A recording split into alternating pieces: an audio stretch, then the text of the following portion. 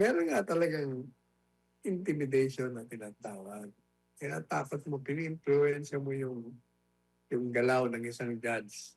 Mabuti sana kung ang influensya, ibibigay mo, influensya doon sa kaso mo na pinapaliwanag mo sa kanya, wala kang kasalanan. Kaya ang aking reaction doon, pag sa ganyan no, ang mga testigo, kayo may isang hukuman. Merong contempt power kayo. O i-contempt nyo.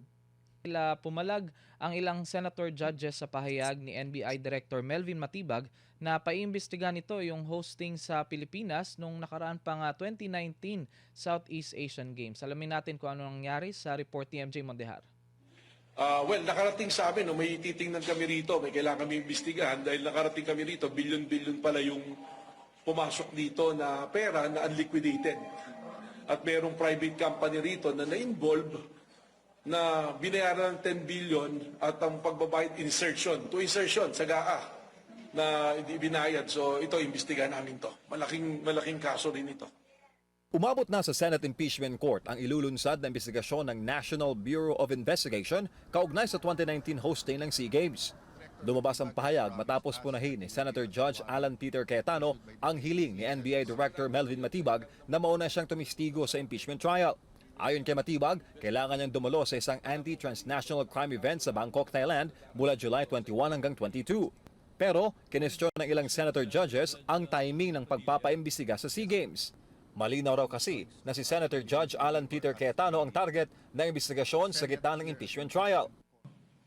Kahapon po ay biglang lumabas ang isang pahayag na iniimbestigahan daw po yung patungkol sa pangyayari noong Southeast Asian Games. Ito po ba ay eksakto lang o ito po ba ay mayroong dapat tayong pangambahan? The fact that he has to stand up, the fact that I have to stand up, the fact that Senator Robin has to stand up, he is distracting us from our job. As Senator Alan said, he could do it quietly. Go ahead. Pero anong purpose niya? Nagyayabang siya? Ayon kay Matibag, sisiyasatin ng NBI ang halos 10 billion pesos na pondo para sa pagpapatayo ng New Clark City Sports Complex na ginamit noon sa SEA Games. Anya, nananatiling unliquidated o wala pang pinal na ulat sa paggastos sa naturang pondo. May mga dokumento rin umanong nakuha ang NBI na nagpapakitang ibinigay ang proyekto sa isang pribadong kontratista nang walang public bidding.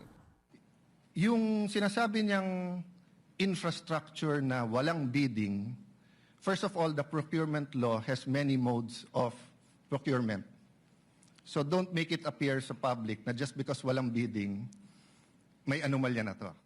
Gid pa ni Cayetano, wala siyang kinalaman sa mga infrastructure project ng SEA Games. Nagbitiw na raw siya noon bilang kalihim ng DFA upang tumakbong kongresista. Kaya malabo raw maiugnay siya sa usapin ng congressional insertions. Hindi rin umano siya miyembro ng Kongreso noong panahong iyon. Dun sa sinasabi niyang infrastructure, it was done by the BCDA. The chairman of the BCDA is one of the closest advisors of the president now. The president of the BCDA is one of the closest advisors and is a secretary now. And he said medyo kaduda tong kumpanya na nanalo walang bidding. If I'm not mistaken, it's the same company who's making the City Hall of Pasig. Huh? So, I mean, if they want to investigate, go ahead. But by mentioning the organizing committee of the SEA Games, ako po chairman nun. Hindi ito ang unang pagkakataon na nagkaroon ng sagutan sa Cayetano at Matibag. Noong Mayo, nagkainitan sila matapos tangkaing ipatupad ng NBI ang ICC arrest order laban kay Senator Ronald Bato de la Rosa sa loob mismo ng Senate plenary. Nung bonding iyon ay nangyari rin ang Senate siege kung saan idinawit ng ilang senador ang NBI. Para sa minority senators, tila unti-unting nababawasan ang kanilang hanay habang nagpapatuloy ang impeachment proceedings. 3 na ang nabawas ngayon sa Senate minority block. Nakakulong na sina Senators Jingo Estrada at Rodante Marcoleta habang hindi pa rin mahagilap si Senator De La Rosa kaugnay ng ICC warrant. Sa mga oras na ito, hindi ko po alam kung ito ba ay eksakto lang na nangyayari o ito po ba ay sinasadya. Katulad po ng kulong ng ating dalawang senator judge na si Senator Jinggoy Estrada at si Senator Rodante Marcoleta. But definitely, we've been speaking about this, binabawasan talaga kami. Iniisa-isa. Even yung mga vlogger na malapit sa administrasyon, sabi, 2 down, 3 down, may kasunod na. Di ba? Director, hindi mo kami natibag. So wag mo try itibagin tong representation na to o itong impeachment court because what you're doing is not helping. At pag-isipan natin na gano'n na lang, pag may pinatawag tayo sa witness stand, abangan natin na magpe-press na kung ano-ano pagsasabi tungkol sa atin. Para sa Diyos at sa Pilipinas kung mahal, MJ Mondihal, SMNI News. Ayan, Attorney Sal. Maraming nagulat nun kahapon, Attorney Sal, kasi nga yung mismong news item ay galing pa po sa SMNI News Channel. Ano pong masasabi ninyo sa isyong yan, Attorney? Alam mo, nung pinag-uusapan nila yung kahapon, Hmm. isa na ang komentaryo ko, katabi ko, si Billy Gay, sabi ko, kung hindi contempt nyo, kasi lumalabas nga, nagbibigay itong si Matibag ng mga pahayag na ang dating, tinatakot mo yung mga judges, o yung isang judge na involved sa sinasabi niyang anomalya. Na pag ikaw gumawa ng mga kung ako pahihirapan mo doon bilang testigo, meron kang kararatingan. Kaya, meron nga talagang intimidation na tinatawag.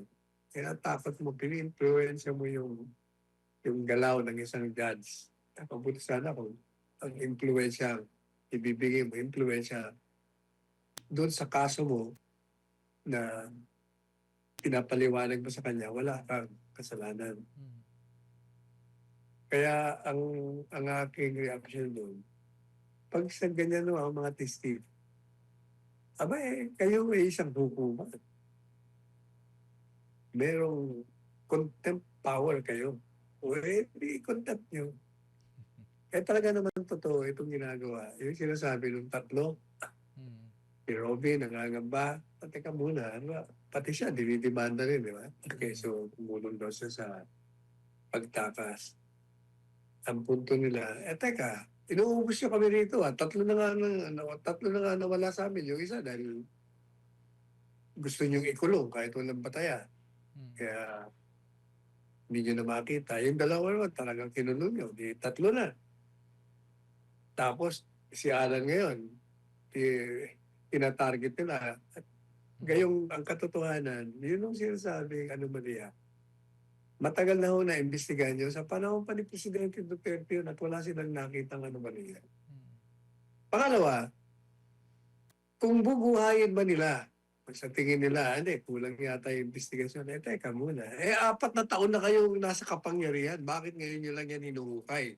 Sa panahon ng impeachment. At sa panahon na ikaw ay isang testigo. So, hindi ibig sabihin, may agenda. Ganun lang ho kasimple yung pagsusuri dyan. Kaya siguro, on its own, moto proprio, i-contempt nyo. Hmm. O kaya, merong isa sa inyong magmumosyon na i-contempt para matuto yung bugay niyo. Matutuloy yung kanyang pag-stand as witness ngayong Lunes, Attorney Sal, di ba? Like, kahit na binawasan ng prosecution panel yung iba pa mga witness, pero si NBI Director ay matutuloy sa Lunes. Posible kaya na i-contempt talaga siya ng Senate Impeachment Court? Unang-una, hindi sa Lunes siya magte-testify kasi sa Lunes, itutuloy nila yung kanilang huddle. Hmm. Kaya Martes na yung pag-testify niyan.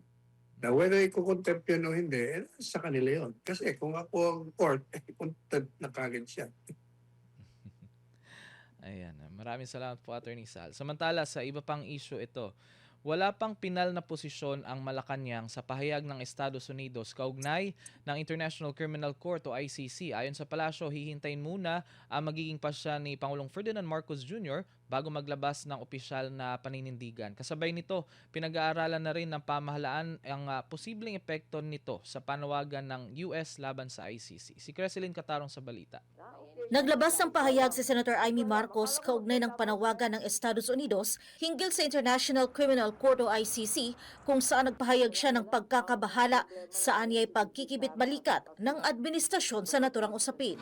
Sa inilabas na statement ni Marcos sa kanyang social media account, sinabi niyang hindi lamang umano ito tungkol sa impluwensya ng ibang bansa, kundi may posibleng implikasyon din sa diplomasya at ekonomiya ng Pilipinas. May tugon naman ang palasyo sa pahayag na ito ng senadora.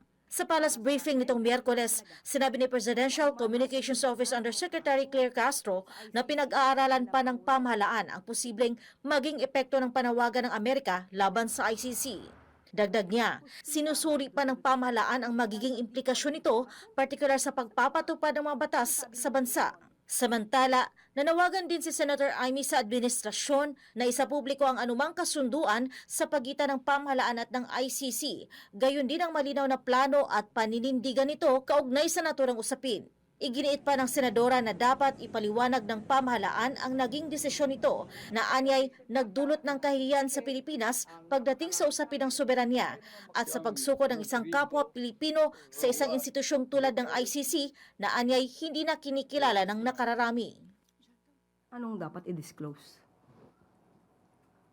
Meron ba siyang alam na dapat i-disclose?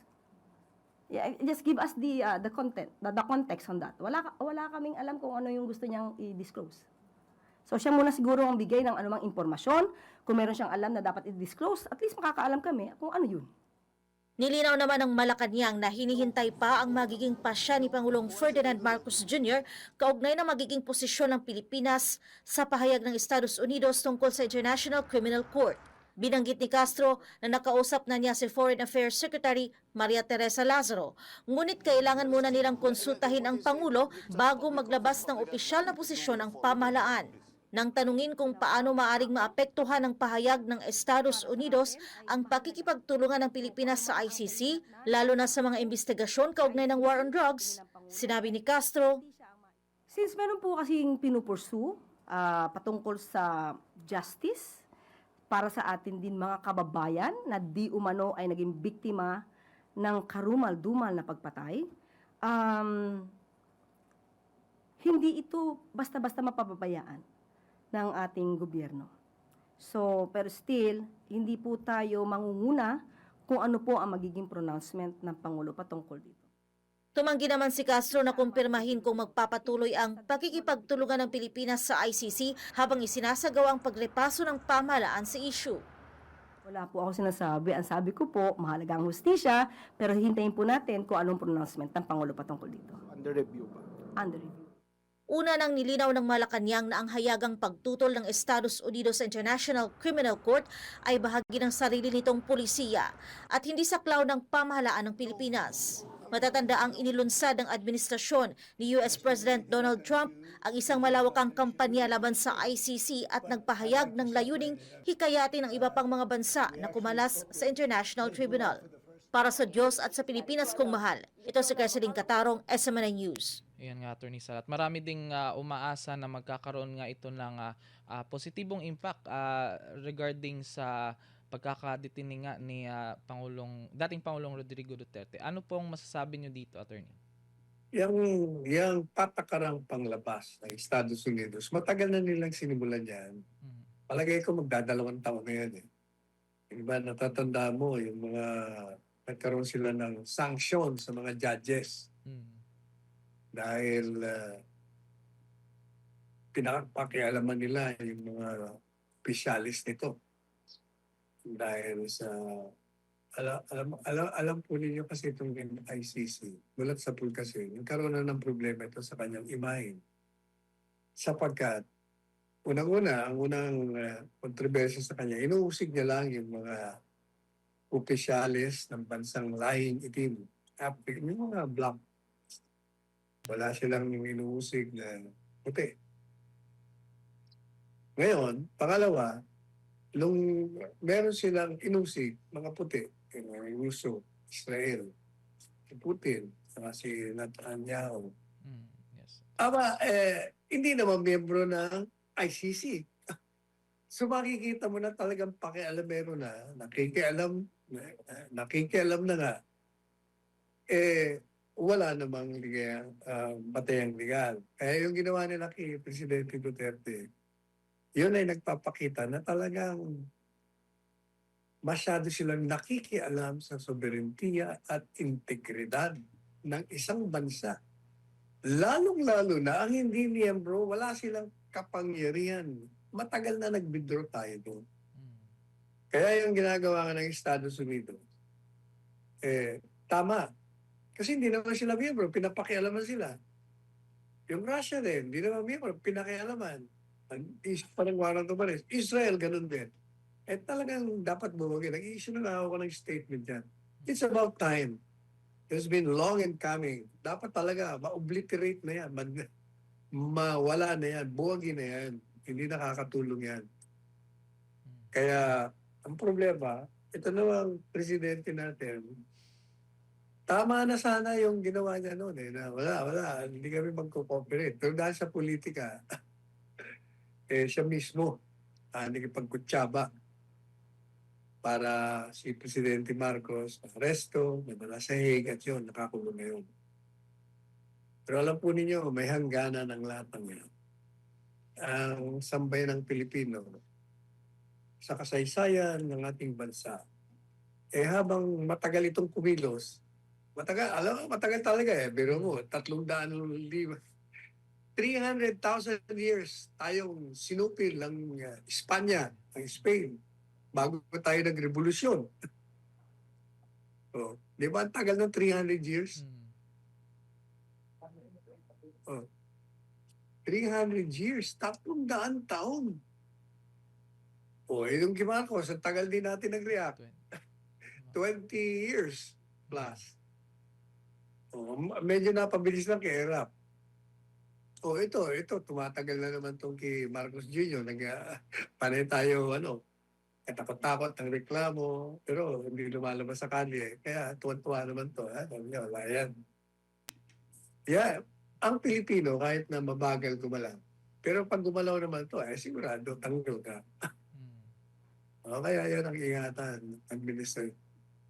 Kayo'y kailangan tanggapin nyo na ang katotohanan.